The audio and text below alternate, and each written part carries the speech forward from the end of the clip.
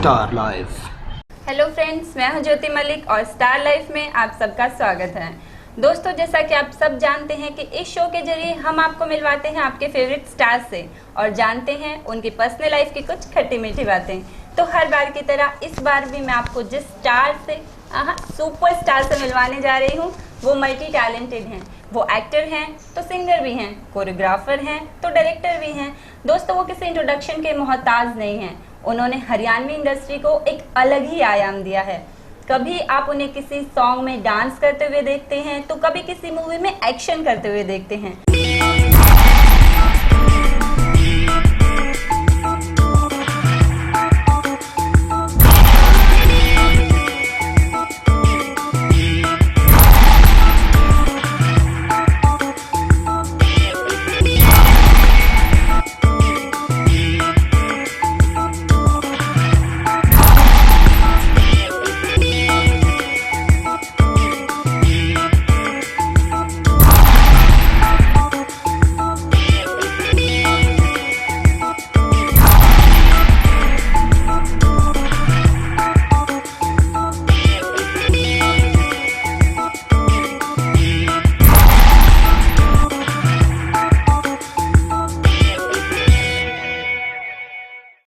समझ गए ना?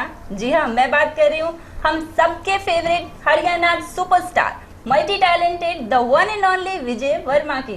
तो आइए जानते हैं उनकी पर्सनल लाइफ की कुछ खट्टी मीठी बातें। हाय विजय, आपका बहुत बहुत स्वागत है हमारे शो में। जी थैंक यू ज्योति, और सभी दर्शकों को मेरा नमस्कार। और मैं ये शेयर करना चाहता हूँ कि पिछले 3 महीने से मैं देखता हूँ और मुझे ये था कि मेरी बारी कब आएगी, मेरी बारी कब आएगी। एक्चुअली मैं भी बाहर था फिल्म को लेकर, फाइटर को, तो उसके प्रमोशन में बिजी था और पोस्ट प्रोडक्शन चल रहा था। तो आज मौका लगा है तो बात करते हैं और मेरे जो फैंस हैं, व्यूवर्स हैं, उन सबको भी मेरी लाइफ के बारे में जानने को मौका मिलेगा। तो पहले लगे तो यही बता दीजिए कि आपकी मूवी रिलीज कब हो रही है? 30 अक्टूबर को रिलीज़ हो रही है और ये हरियाणा डे पे स्पेशल जो है रिलीज़ हो रही है। तो आप सब जाकर सिनेमा घर में इसको देखें और झंडे गाड़ दें। Okay, first of all wish you very very all the best from the bottom of our heart. और दोस्तों, मैं तो ज़रूर देखने वाली हूँ मूवी और आप सब से भी यही बोलना चाहती हूँ कि थिएटर में जाइए और मूवी का मज़ा लीजिए, क्योंकि फर्स्ट टाइम इतनी एंटरटेनिंग, इतनी मसाला मूवी आने वाली है। So don't miss it. याद रखना 30 अक्टूबर। तो आइए जानते हैं कुछ और बातें पर्सनल लाइफ की। तो विजय, सबसे पहले ये बताइए कि आपने ये करियर कहाँ से स्टार्ट किया? ज्योति, स्कूल टाइम से मेरा इंटरेस्ट था और धीरे धीरे मैं कॉलेज में आया तो यूथ फेस्टिवल वगैरह की वजह से मैं इस लाइन में आया। और 1-2 डायरेक्टर थे जिन्होंने मेरा काम देखा स्टेज पे और उन्होंने फिर मुझे ऑफर किया एल्बम के लिए कॉलेज लाइफ में। तो वहाँ से मेरी स्टार्टिंग। डायरेक्शन में थे पहले, जैसे कि हम सुनते हैं? मैं कोरियोग्राफर के तौर पे गया था और वहाँ पे एक लड़के की कमी हो गई थी तो मुझे उसमें हीरो में डाल दिया था, बट मैं बहुत छोटा दिखता था। तो इस वजह से बाद में मैंने देखा कि यहाँ पे ना इतना अच्छा काम हो नहीं रहा है। तो धीरे धीरे हम लोगों ने कोशिश की कि यहाँ पे भी अच्छा काम होना स्टार्ट हो जाए। तो फिर डायरेक्शन की कमांड भी संभालनी पड़ी, धीरे धीरे एडिटिंग भी करना सीखना पड़ा। तो इसीलिए आप मल्टी टैलेंटेड हो गए हैं। जी। तो लिखना आपने कब से शुरू किया? जैसे कि लिखना तो वो होता है ना कि लिखता तो मैं स्टार्टिंग से ही था, बट मैं उसको इतना ज़्यादा हाईलाइट नहीं रखता था। तो मुझे लगा कि अब वो स्टेज है जहाँ पे मैं थोड़ा बहुत ठीक लिख लेता हूँ, तो उसको फिर मैंने आगे। और एक और आपकी क्वालिटी हमारे सामने आई है सिंगिंग की, वो आपने कब से स्टार्ट की? वो ऐसा हुआ कि जैसे जैसे बॉलीवुड में हम लोग देखते हैं ना कि एक्टर्स लोग भी गाते हैं प्रमोशनल सॉन्ग ये वो। तो मेरी एक फिल्म आई थी कुर्बानी, उसमें एक प्रमोशनल सॉन्ग मैंने किया था। तो उसके लिए गाया, तो तब से थोड़ा सा लोगों ने अच्छा अप्रिशिएट किया तो फिर गाना स्टार्ट किया। ओके, तो ये लाइन जो हमारी होती है, मतलब एक्टर्स की जो लाइन होती है, वो बोलते हैं कि इसमें बहुत ज़्यादा स्ट्रगल होता है। तो आपको कितना स्ट्रगल करना पड़ा उसके लिए? जैसे मैंने बताया कि कॉलेज टाइम में मुझे आसानी से जो है वो मिल गया था। तो उसके बाद ज़्यादा मुश्किल होता है कि आप एक बार हिट हो जाएं तो उसको बरकरार रखना।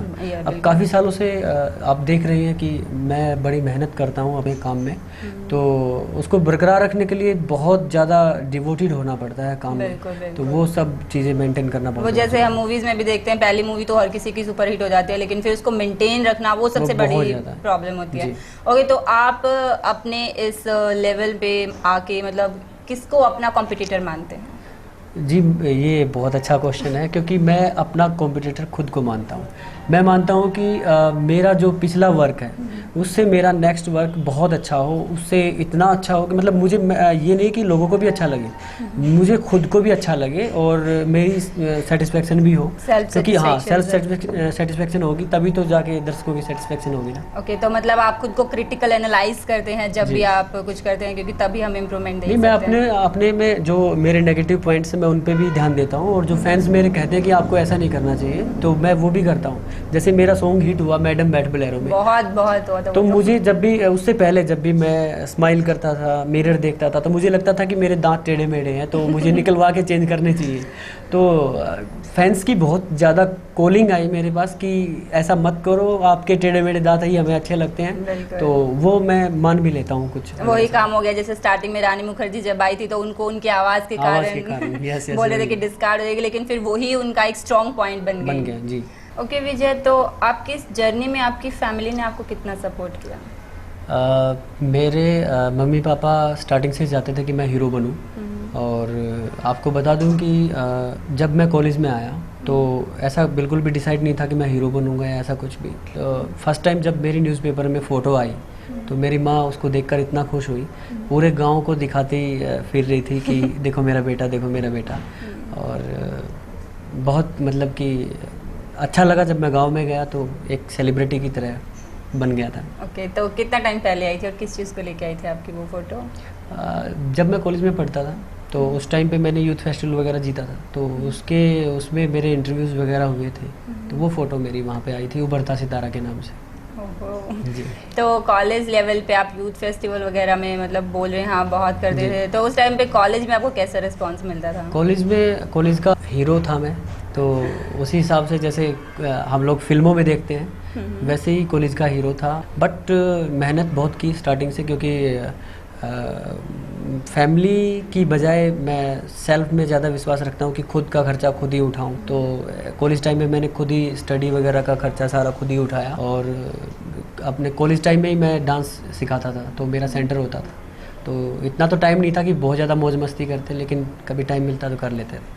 ओके, तो डांस आप सिखाते थे आप बोल रहे हो, तो उससे पहले आपने डांस सीखा था या फिर? नहीं, ऐसे ही बस वो कॉलेज में टैलेंट सर्च शो हुआ था, तो उसमें मेरा कुदरती अच्छा हो गया, तो लोग सोचते थे कि मुझे अच्छा डांस आता है। तो वैसे तो मैं टीवी में गोविंदा या फिर कोई भी बॉलीवुड एक्टर को देख के ही सीखा हूँ।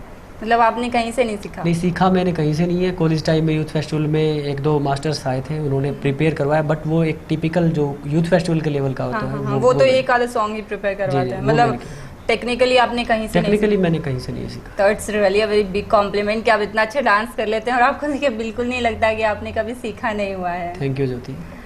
ओके विजय, अगर आप मॉडल या एक्टर नहीं होते तो क्या होते? मैं ईमानदार पुलिस वाला होता, देश की सेवा करता। ओके, और आपको कौन सा मतलब बॉलीवुड की अगर हम बात करें तो आपको कौन सा हीरो पसंद है? इसमें कोई दो राय नहीं है, अमिताभ बच्चन जी मुझे बहुत अच्छे लगते हैं, उनकी एक्टिंग और उनके एक्सप्रेशन, उनके डायलॉग्स डिलीवरी मुझे बहुत पसंद है। और अपने लेवल पे मीन्स अगर हम अपने कॉम्पिटिटर्स की बात करें हरियाणा लेवल पे, तो आपको कौन ज़्यादा अच्छा लगता है? सभी मेरे साथी जितना भी काम कर रहे हैं सभी बहुत अच्छे हैं, और मुझे सभी से बहुत उम्मीदें हैं, और मैं तो सभी के सॉन्ग सुनता हूं, क्योंकि हरियाणवी मैं कभी भी छोड़ता नहीं हूं, कहीं भी कुछ भी मुझे मिलता है। आजकल बहुत सारी नई नई लड़कियां आई हुई हैं मॉडल के तौर पे, तो आपने बहुतों के साथ काम भी किया है, तो ऐसी कोई जिसके साथ आप काम करना चाहते हो? सभी ने अपनी अपनी जगह पे अच्छा काम किया है, और मैं भी कोशिश करता हूँ कि मैं भी उनके लेवल पे अच्छा कर पाऊँ। आप हर बात को घुमा रहे हो। नहीं, मैं घुमा नहीं रहा, मैं बता रहा हूँ, मैं सच में बता रहा हूँ कि इसमें कोई दोहराई नहीं कि सभी मॉडल्स बहुत अच्छी थी, और ट्यूनिंग देखो किसी के साथ भी बैठ जाती है, किसी के साथ भी। अब मैं तो वही मैं कह रहा हूँ कि मैं तो बहुत कोशिश करता हूँ कि मैं उनके साथ उनके लेवल पे कर सकूँ, पूरी मेहनत करती हूँ। और ये बता दीजिए, तो किसके साथ काम करके ज़्यादा मजा आया? घुमाना नहीं है। नहीं, ऐसा कुछ नहीं है। सच बताऊं तो मुझे ऐसा कभी भी फील नहीं होता कि मुझे उसके साथ काम करके अच्छा लगा, इसके साथ काम करके अच्छा लगा। मैं अपने काम पे ध्यान देता हूं, मैं फिर भी बताए तो मैं अपने काम पे ध्यान देता हूं। मंजू जी ने जब मेरे साथ बैठ बोलेरो किया तो उन्होंने भी बहुत मेहनत की। अनामिका जी ने जब मेरे साथ काम किया, +2 में पास हो गया, तो वो भी एक अच्छा टाइम था। उसके बाद धीरे धीरे अंजलि जी भी आई, तो उनके साथ भी काम किया। नीतू वर्मा जी बहुत मेहनती हैं, उनके साथ काम करके भी बहुत मज़ा आया, ट्यूनिंग भी बहुत अच्छी रही क्योंकि वो मेहनत करती हैं। बाकी सारी भी मेहनत करती हैं बट थोड़ा सा एक हो जाता है ना, ट्यूनिंग की बात होती जी। है।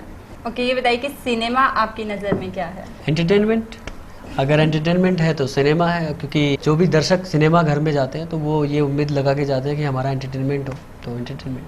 ओके, और इन फ्यूचर आपके क्या प्लान्स हैं? मीन्स सॉन्ग को आप ज़्यादा प्रेफर करते हैं या मूवीज़ को ज़्यादा प्रेफर करते देखिए, अगर हरियाणा में फिल्मी दौर अगर स्टार्ट हो गया बहुत अच्छी तरह से, हमारी कोशिश है फाइटर मूवी से, अगर स्टार्ट भी हो गया तो हम लोग मूवीज़ की तरफ ही ध्यान देंगे और हरियाणा को इतनी आगे ले जाएंगे कि और भी मेरे साथी जो मेरे साथ काम करते हैं, जो भी दोस्त मेरे जो भी इस लाइन में हैं, सभी बहुत मेहनती हैं। तो हम लोगों की एक ही बस इच्छा है कि हम लोग हरियाणा को आगे ले जाएं।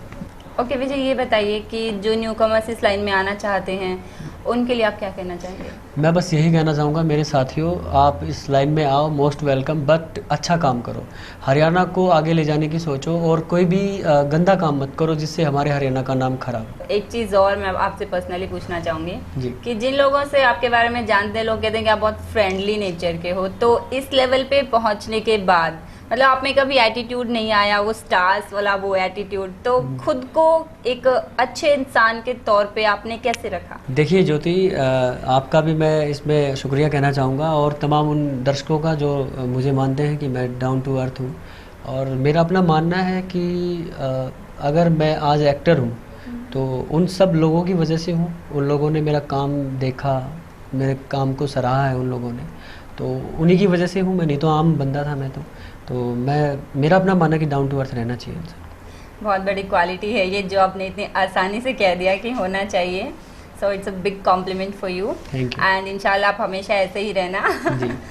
ओके, तो जाने से पहले last but not the least question कि आप हमारे दर्शकों के लिए क्या कहना चाहेंगे? ज्योति, मैं यही कहना चाहूँगा तमाम अपने दर्शकों को कि आप हरियाणवी मूवीज़ को सिनेमा घर में जाके देखो और जितने भी म्यूज़िक एल्बम्स आ रही हैं अच्छी अच्छी, उन सबको आप हिट कर दो, उन पे कमेंट करो, उनको लाइक करो, तभी हमारा हरियाणा आगे जाएगा। नहीं तो अच्छा काम रह जाएगा और बुरा काम चलता रहेगा, और ये दोष हम किसी और को भी दे देते हैं कि वो लोग ख़राब कर रहे हैं। तो एक जाने से पहले एक आखिरी बार आप अपनी मूवी के बारे में और बता दीजिए, जो आपकी अपकमिंग मूवी है फाइटर की, वो किस तरह की मूवी है?